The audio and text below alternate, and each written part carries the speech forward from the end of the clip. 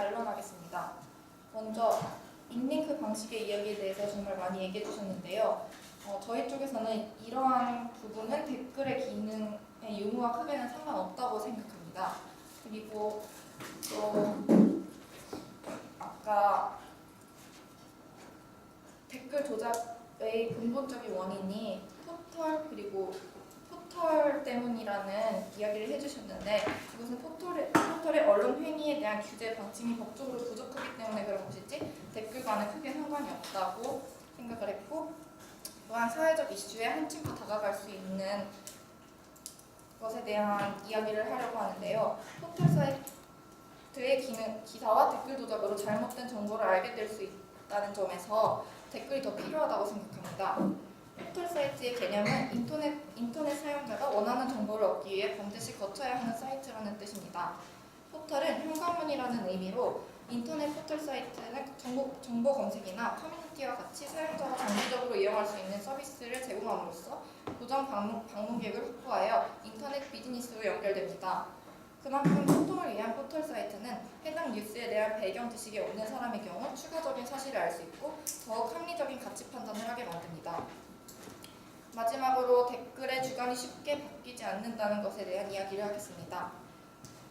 여론 조작의 가능성이 있는 경우 우리는 그만큼 관심도가 높아졌기 때문에 여론 조작의 가능성이 있는 댓글일 경우 배제하거나 또 다른 기사를 찾아보는 등 가치 판단을 통하여 시민의식을 키워나가고, 나아가 댓글을 적는 사람들도 미디어법을 잘 지킨다면 서로 간에 소통할 수 있는, 댓글을 폐지하지 않아도 보다 더 나은 사회를 만들 수 있을 거라고 생각합니다.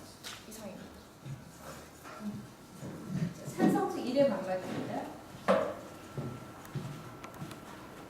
네, 찬성 1 반론하겠습니다.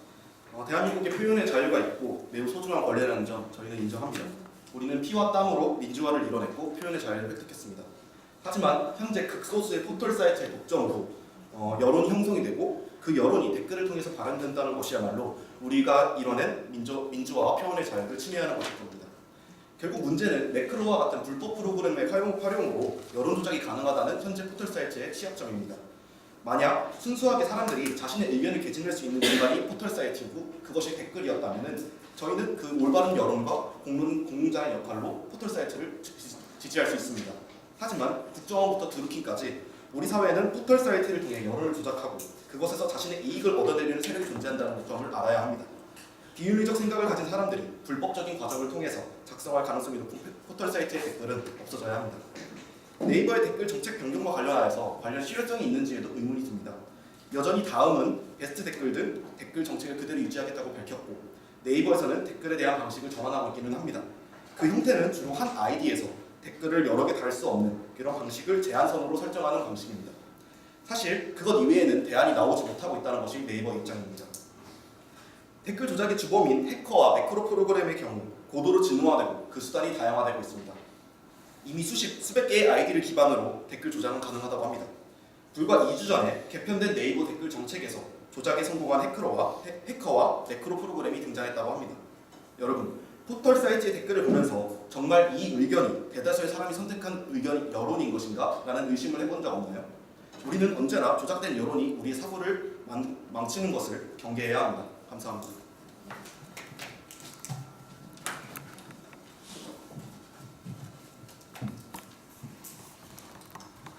반대 2 반론하겠습니다. 앞서 말씀하신 것처럼 네이버와 같은 큰 포털 사이트가 영향력에 걸맞는 보안 시스템과 인력을 갖추지 못한 것은 비판받아 마땅하다고 생각합니다. 하지만 사안을 과도하게 단순화하여 포털 사이트의 댓글에 대해 극단적인 상황처럼 보이게 하는 부분에 대해서는 들으시는 모든 분들이 예민하게 생각해보고 고민해보셔야 될 부분이라고 생각합니다. 과연 댓글의 정렬 순서를 공감순에서 최신순으로 바꾼다고 모든 여론 조작을 막을 수 있나요? 라는 질문에 저는 불가능하다고 밖에 말씀드릴 수 없습니다. 원천 봉쇄는 불가능하다는 사실을 알고 있습니다.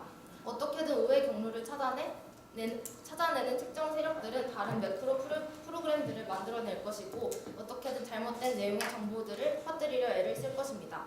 그에 반해 포털 사이트들은 여러 가지 방안들을 제시하고 있습니다.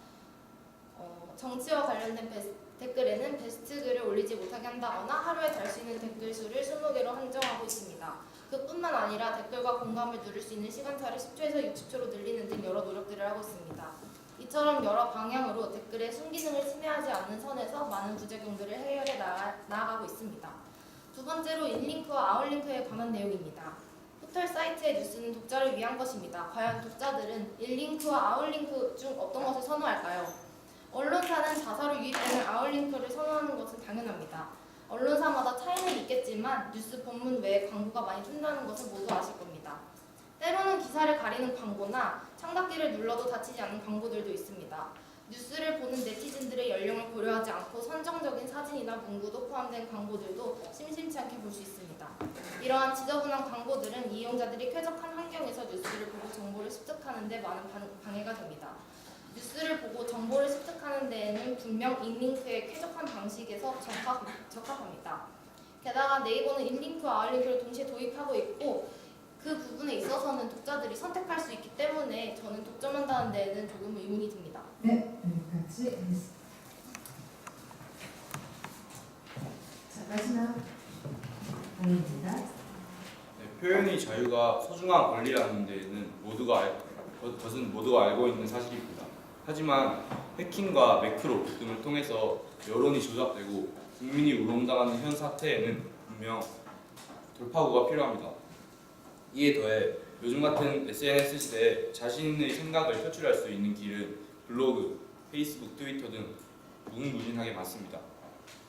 기존 인링크 방식에서 문제점을 개선하자는 의견이 많지만 여론 조작이라는 큰 시한폭탄을 안고 인링크 방식의 문제점을 계속해서 꽁무니 쫓듯이 해결해 나갈 바에는 유해 광고나 너무 많은 광고 등의 아웃링크 방식의 문제점을 해결해 가는 것이 더 빠른 길일 것 같습니다.